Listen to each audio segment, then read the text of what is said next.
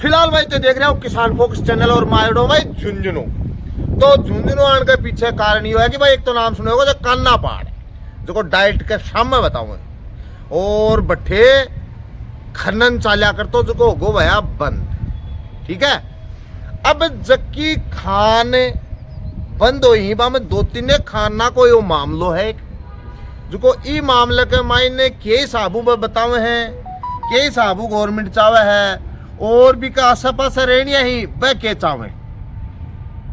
तो आया को सो यो एक मामलो है, ई मामला लेके और जगह का या खान या जगह के नाम पर बता रहा ही बाके नाम पर आवंटित तो हिडी बतावे हैं। बा कितना एक दिन के लिए है के साबू है, वह सगली बात करांगा और जानागा कि आखिर यो पहाड़ वालो मामलो के है कि कमाने गलत कुण है सही कुण है के साबू है।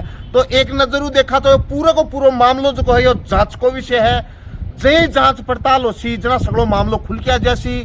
दूसरी बात जका वफा रूबरू होवांगा बा को कहनो यो है कि अन आश्वासन दियो है कि अन जितनी जगह आवंटित करेडी है वह बिल्कुल एकदम निरोड़ मिलेगी।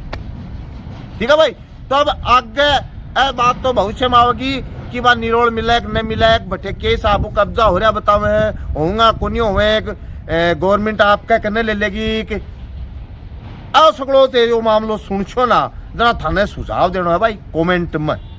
ठीक है भाई, तो लास्ट तक जुड़ा रहे और वीडियो थोड़ा शेयर कर दियो, और भाया नए भाई कोई भी जुड़ा भाव अपना चैनल है सब्सक्राइब जरूर कर लियो। राम राम जी। राम राम साहब शुभ नाम? श्याम सिंह कटेवा साहब, के मामलो है के कर रहा क्यों है हो रही क्या है ये साहब कुछ ही कोने व्यापारी आराम अगर झुंझुनू जिले में काम करनो है तो राजनेताओं को व्यापार में इतनो इंटरफेरेंस होगो कि वह आराम से जिंदगी में अगर कोई आदमी ईमानदारी से काम करे तो सारी सरकारी पालना करने के बावजूद भी व्यापार करना बहुत मुश्किल होगो। तो भीड़तंत्र अब लोकतंत्र की जगह भीड़तंत्र हो गया। नेता लोग वोटों के लिए जो लोग सारी सरकार उन्हीं की सरकार वही परमिशन देते हैं और फिर वही सामने आके अपने व्यक्तिगत हितों के लिए व्यापारी को बर्बाद करने पे तैयार हो जाते हैं। तो थारे के चोट लाग गया है? मारे चोट यह लग गई कि भाई साहब 2007 तक मैं माइनिंग की लाइन में खुने हूँ। 2007 में मैं माइनिंग की लाइन में आया और ये कानो पहाड़ है, इसमें कोई खनन पट्टा था 1968 का बना हुआ, और वो सेठ जी जो यहाँ से अब वो व्यापार करने में स्थिति में नहीं थे तो वो जाते हुए मेरे को ये खनन पट्टा ट्रांसफर कर गए जो मेरी कंपनी के नाम से 2007 में मैंने लिया था। तो वहाँ पे मुझे जब वहाँ उस पहाड़ के अंदर घुसा तो पता चला कि इसमें जो सेठ जी गए हैं उनको इतना सताया जो पड़ोसियों ने कि उनको ब्लैकमेल करते थे, मंथली मांगते थे, इसलिए वो सेठ जी छोड़ के चले गए। अगर एक नजरू देखा तो बात जगह कितनी वो जगह मेरे पास में जब 2007 में आया था तो मेरे पास में 3 खनन पट्टे थे, एक 92 हेक्टर का लिया था, एक 4 हेक्टर का, एक 2.5 हेक्टर का।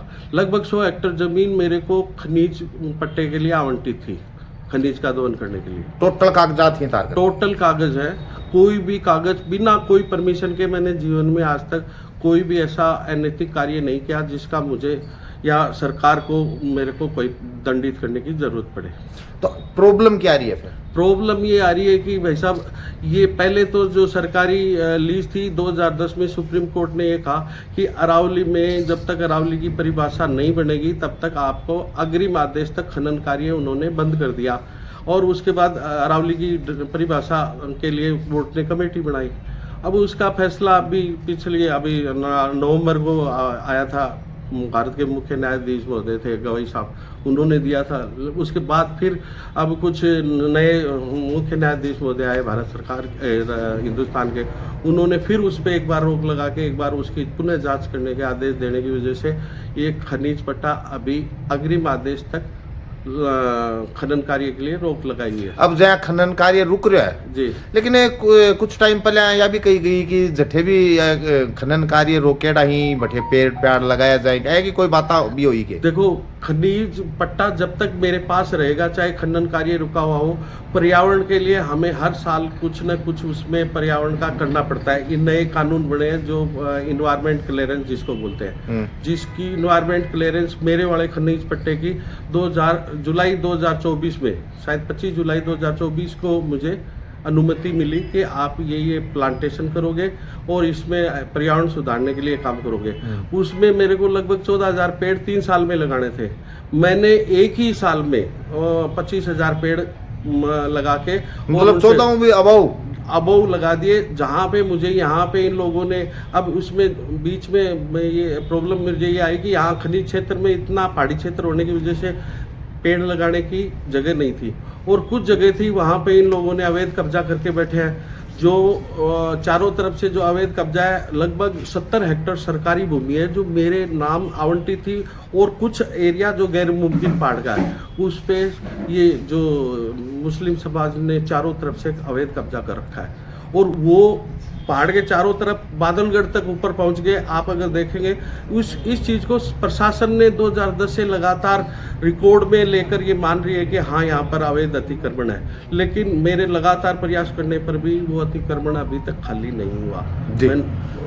अभी केचा होते अब हमारी ये है कि सबसे पहले कि देखो, खनिज पट्टा तो सरकार का है, सरकार चाहेगी जब रद्द कर सकती है। सुप्रीम कोर्ट अगर उसमें अनुमति नहीं देगा तो वैसे भी खनिज पट्टा बंद हो जाएगा। अभी सुप्रीम कोर्ट की परिभाषा में या खनन होगा कि नहीं होगा वो आने वाला भविष्य बताएगा। लेकिन मेरा ये कहना जरूर है कि यहाँ पे लगभग 70 हेक्टेयर जमीन तो जो अवैध इंक्रोचमेंट पहले हो चुका सरकारी जमीन पे, और लगभग 60 से 70 हेक्टेयर जिस दिन मेरा खनिज पट्टा रद्द हो जाएगा तो और जगह है वो अवैध कब्जा हो जाएगा, और उसी अवैध कब्जे को करने के लिए ये लोग ईदगाह बनाना चाहते हैं। तो जमीन तो या सरकारी रहेगी, तो सरकारी है, लेकिन इस पे अवैध कब्जा पहले से जारी है, आगे भी कर रहे हैं। और जब अब मुझे हटाने के लिए, वो अवैध कब्जा करने के लिए उन्होंने बहुत बार कोशिश की। एक बार 2015-16 में इन्होंने रातों रात उसी ईदगाह पे चारों तरफ चारदीवारी करने की कोशिश की, तो जिला प्रशासन ने रात को 9 बजे आके वो दीवार तोड़ी और इनको खाली कराया। लेकिन अभी भी इनका लगातार ये है कि हम इस जमीन के ऊपर अवैध कब्जा कर लें, जो बची हुई इस पहाड़ के कुछ एरिया, पहाड़ के चारों तरफ तो इन्होंने पहले से कब्जा कर तो वो कब्जो बसासत के लिए कर रहे हैं या कोई और बात? वो इनका कब्जा किया है वो 2-3 उद्देश्य से है। व्यक्तिगत प्राइवेट मकान बना रहे हैं, साथ में मस्जिद बना रहे हैं, मजार बना लेते हैं, मदरसा बना लेते हैं, उन सब का जो अवैध अतिक्रमण करके, और वो कैसे भी करके खनिज पट्टा रद्द हो जाए तो उनको यहाँ जैसे अवैध पहले से अतिक्रमण कर रहे हैं और भी आगे बढ़ा के ये सारी सरकारी जमीन पर कब्जा करना चाहते हैं। इस वजह से लोग रोजाना मेरे खिलाफ कभी राजेंद्र गुड़ा को इस्तेमाल करते हैं, स्थानीय निवासी हैं, उनको 5-7 ऐसे असामाजिक तत्व हैं, उनके साथ में घुस के तोड़फोड़ की, मेरे पेड़ भी उखाड़े, जान से मारने की धमकी दी, जिसके लिए कोतवाली में अभी भी मुकदमे 3 दर्ज हुए हुए हैं, जिनका अनुसंधान अभी जारी है। हाँ। अब हम ये चाहते हैं कि जितनी भी सरकारी भूमि है, चाहे वो गैर मुमकिन पहाड़ की मेरे खनिज पट्टे में है या बाहर है, मैं उसके लिए स्थानीय जिला प्रशासन से और पुलिस प्रशासन से अनुरोध किया, और लिखित में उन्होंने मुझे आश्वासन दिया है कि 6 महीने के अंदर अंदर सारा सरकारी भूमि पर जो भी इंक्रोचमेंट है गैर मुमकिन पहाड़ का, जो 1968 के बाद हुआ है, जिसपे सुप्रीम कोर्ट की जिला न्यायालय की डिग्री भी नगर पालिका के खिलाफ पारित हुई है, उसमें अवैध अतिक्रमण को सारा मतलब जितना दिन थाने नाम अधीन कर रहा किया तारा है जी, बा पूरी की पूरी थाने मिल है। हाँ, उतने दिन मिले, वो आश्वासन मिला था मेरे को हाँ ये मिलेगा, ये आश्वासन दिया। मैं ये चाहता हूँ कि मेरी लीज चले ना चले, जितना मैं पर्यावरण के लिए पेड़ वगैरह लगा रहा हूँ ये जनता के काम आएगा। आने वाले समय में शहर का पर्यावरण अच्छा रहेगा, तो उन पेड़ों को ना उखाड़ा जाए, उनकी सुरक्षा के लिए चारदीवारी भी, मैं जो सरकारी भूमि अगर अवैध अतिक्रमण मुक्त होती है तो मैं भामाशाह के रूप में चारदीवारी बनाने के लिए तैयार हूँ। पहाड़ के चारों तरफ एक नहर भी बनाने के लिए तैयार हूँ, पत्थर वहीं का वहीं लगाऊंगा, लेकिन बाकी का खर्चा बजरी और कोई भी सीमेंट वो सब लगा के इसको सुरक्षित हो जाएगा, सरकारी भूमि सुरक्षित भी हो जाएगी, और जनता के लिए ये वरदान साबित होगा ये पहाड़। और इस पहाड़ की सुरक्षा के लिए जितना भी खर्चा लगेगा वो मैं मेरे खर्चे पे करने के लिए तैयार हूँ जी। मतलब टोटल जितना भी खर्चा लागो वो दे देगा, मैं दे दूंगा, लेकिन तैया चाहो कि जितनी मेरे नाम पर की जगह है वह मन मिल रहा है, उस पे कोई भी जितना दिन और उसमें मुझे कोई भी कार्य गवर्नमेंट अंकुश नहीं लगा हुआ है, और जितना दिन मेरे कने रहे तो बस सुरक्षित रहे जी। आई चाहोगे यही चाहो सब जी।